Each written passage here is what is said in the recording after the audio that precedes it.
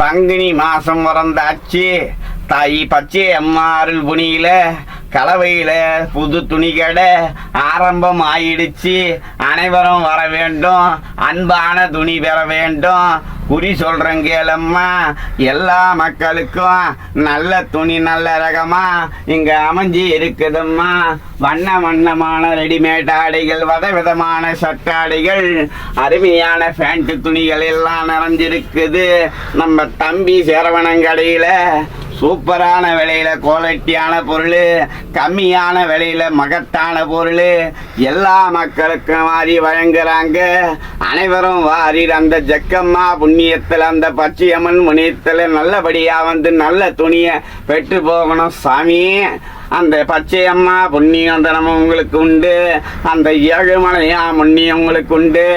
நல்ல துணி எடுக்க நல்ல கடைக்கு வாங்க, நம்பிக்கையோடு வாங்க, தரமாக ஏற்று செல்லுங்க சாமியா.